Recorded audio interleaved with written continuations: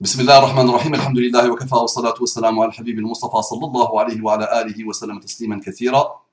Pas besoin de faire toute l'introduction. Qu'Allah vous bénisse. Je suis en échange, en conversation directe avec une jeune femme qui a eu son cheminement, alhamdulillah, vers l'islam et à qui je vais poser quelques questions, Inch'Allah, et qui va nous répondre. Elle n'a pas de Kalachnikov derrière la tête, elle n'a pas de menace, et elle a grandi en France. Et elle a un certain niveau, mashallah, elle a étudié en France, elle est brillantissime, mashallah. Donc, jeune femme de bonne famille, est-ce que tu es là? Tout à fait. Hurle. Tout à fait. Voilà, tout à fait, il dit, parce que je lance Skype en même temps que ma caméra, j'ai jamais fait ça. Donc, tout à fait. Est-ce que tu crois que Allah est le créateur de l'univers? Oui. Elle dit oui. Donc cet univers-là n'est pas orphelin de son Dieu, il y a un créateur de l'univers. Est-ce que tu crois que Jésus est ce créateur de l'univers? Non. Elle dit non. Est-ce que tu crois que Jésus est un humain, serviteur d'Allah, prophète d'Allah? Oui. Elle dit oui, parfait. Est-ce que tu crois que Moïse est un serviteur d'Allah, humain, prophète d'Allah? Oui. Elle dit oui. Est-ce que tu crois que Muhammad sallallahu alayhi wa sallam est le prophète d'Allah, serviteur d'Allah, humain? Oui. Elle dit oui, parfait. Est-ce que le livre que les musulmans disent qui s'appelle Coran, est-ce que tu crois qu'il est la parole d'Allah? Oui. Elle dit oui, parfait. Bah, tu es musulmane, madame. Ça fait quelques mois, alhamdulillah, qu'elle est musulmane. Et c'est aujourd'hui qu'elle a voulu faire son attestation de foi. Donc, pour que le musulman rentre dans l'islam, à partir du moment où il le fait, il devient musulman. Donc, elle l'a déjà fait au niveau de son cœur et au niveau de son cerveau. J'ai l'honneur, alhamdulillah, de l'écouter le dire oralement. Donc, tu vas dire Ashhadu Ashhadu an la ilaha an la ilaha illallah illallah wa ashhadu wa ashhadu anna Muhammadan anna Muhammadan Rasulullah. Rasulillah. Donc, tu sais ce que tu viens de dire ou pas? Tout à fait. Donc, répète-le en français, s'il te plaît. J'atteste qu'il n'y a de divinité en dehors de Dieu et que Muhammad est l'envoyé de Dieu.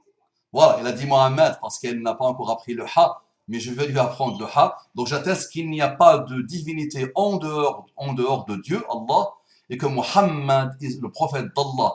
Est-ce que tu peux, ma sœur, m'expliquer le cheminement qui t'a amené vers ça, alors que tu es quelqu'un qui a beaucoup étudié en France, mashallah, qui a grandi en France, qui a fréquenté pas mal de cercles, alhamdulillah. Qu'est-ce qui t'a amené vers l'islam? Et depuis quand tu t'es intéressé à l'islam? Depuis le mois de mars, donc très récemment. Et Depuis le mois de mars 2016. oui, tout à fait. Naam. Et ça a été réellement accidentel. J'ai été amenée à avoir accès uniquement à des vidéos islamiques pendant un temps.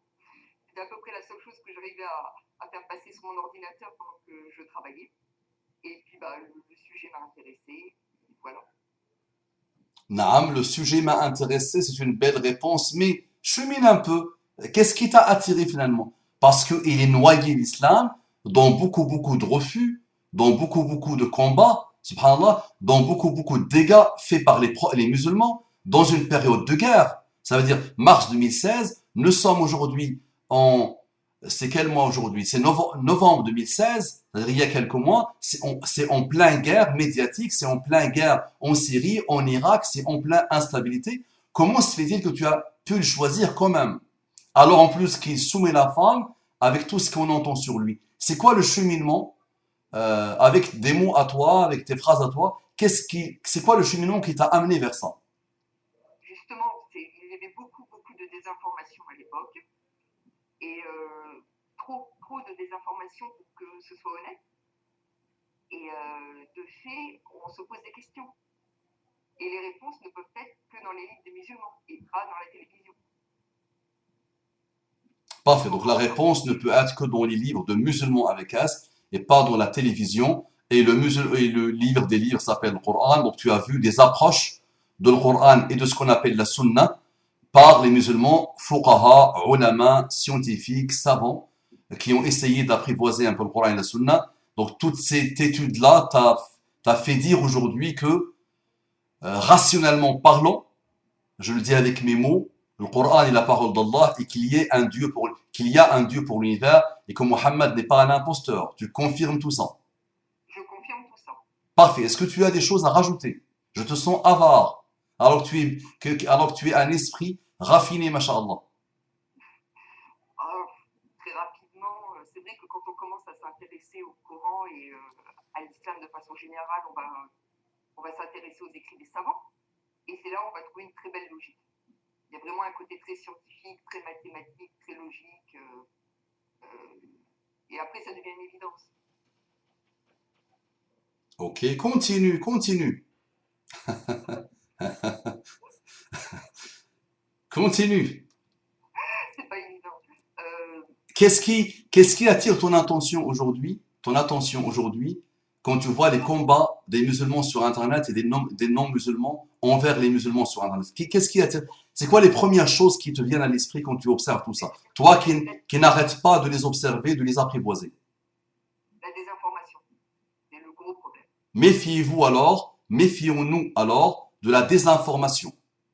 Est-ce qu'il y a autre chose qui attire ton attention? Est-ce que quand les musulmans s'expriment, les combattants, on va dire, bizarres, cybernétiques, quand ils s'expriment autour de l'islam, est-ce que tu trouves qu'ils sont dans l'esprit islamique initial ou pas? On ne peut pas faire un jugement global. Certains le sont et d'autres ne le sont pas du tout. Ils sont contre-productifs. Ils sont contre-productifs. Donc malheureusement, ils peuvent faire éloigner les musulmans de l'islam, les non-musulmans de l'islam, et même les musulmans de l'islam. Il y a aussi une grosse méconnaissance de leur propre religion chez certains prédicateurs. Malheureusement, et chez beaucoup de musulmans aussi. Oui, mais le musulman Lambda, lambda ne fait pas de vidéo, ne fait pas de prédication, ne fait pas de dawa. Donc à la limite, s'il ne connaît pas bien sa religion, il en est comptable que lui-même. naam, barakallahu fik. Parfait. Est-ce que tu as des choses à rajouter, jeune femme? Non, pas spécialement.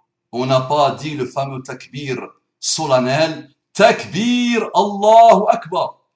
Et il n'est pas dans la sunna et dans le Coran, mais voilà, takbir Allahu Akbar. Takbir Allahu Akbar. Donc, je t'ai dit ce que je pense de toi depuis un certain moment. Tu peux, jeune femme, apporter de belles choses de par ton amour de la logique pure qui sort, et de la rationalité pure qui sort de le Coran et de la Sunna et de ce que les savants font autour des deux.